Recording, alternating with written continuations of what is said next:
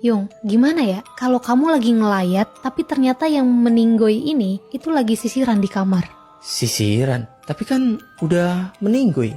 Nah, itu dia.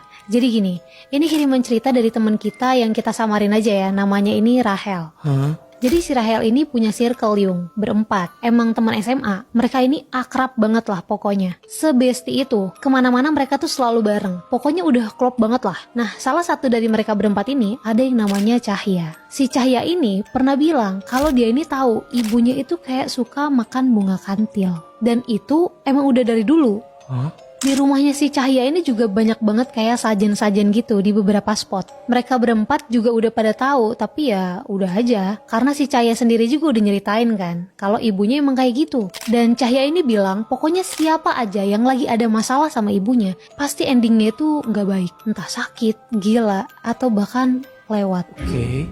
Tapi Cahya ini nggak tahu jelas sebenarnya ibunya ini emang punya ilmu atau dia itu main dukun. Dari dulu Cahya ini nggak terlalu deket juga sama ibunya. Cahya pernah nih sekali-sekalinya bilang ke ibunya kayak ngapain gitu makan bunga kantil terus naro-naro sajen di rumahnya. Tapi ibunya ini malah melotot dan bilang, kamu nggak tahu apa-apa, nggak usah ikut campur. Dari situ Cahya ya udah nggak pernah ngomong apa-apa, nggak berani juga. FYI, Cahya ini lebih deket sama bapaknya, cuma bapak sama ibunya ini udah lama pisah.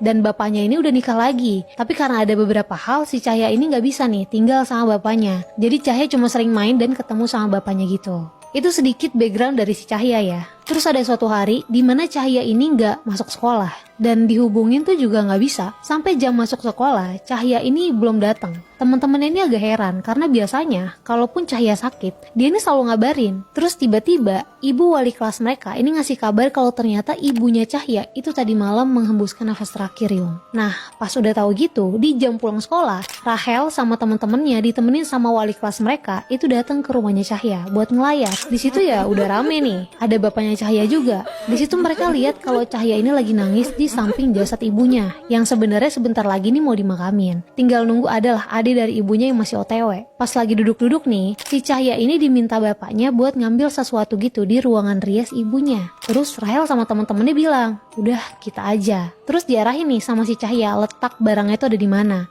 Rahel sama dua temennya pergilah ke ruang rias ibunya si Cahya. Karena emang udah gak asing juga kan sama tata letak di rumahnya Cahya. Pas mereka masuk, mereka kaget banget Yung. Karena mereka bertiga ini lihat ada ibunya Cahya lagi sisiran di meja rias ruang itu. Mereka bertiga itu semuanya lihat Yung. Jadi ibunya Cahya ini pakai kebaya hitam, rambutnya digerai gitu. Terus dia senyum sambil ngaca dan sisiran.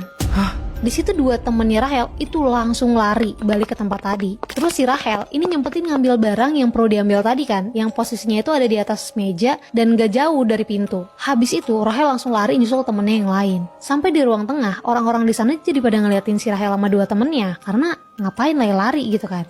Ditanya tuh kenapa, tapi karena mereka bertiga tahu ya ini momen berduka, gak mungkin juga nyeritain yang sebenarnya. Akhirnya dua temennya Rahel ini bilang, oh enggak, maaf, tadi itu tuh ditakutin sama si Rahel. Di situ Rahel sama dua temennya cuma saling tatap-tatapan aja karena mereka takut, tapi ya nggak bisa cerita juga. Dan mereka lihat jelas kalau jasad ibunya Cahya itu masih ada di situ dikelilingi sama banyak orang, bukan di kamar rias. Wah, serem banget ya. Berarti apaan ya Yung yang mereka lihat di kamar rias itu?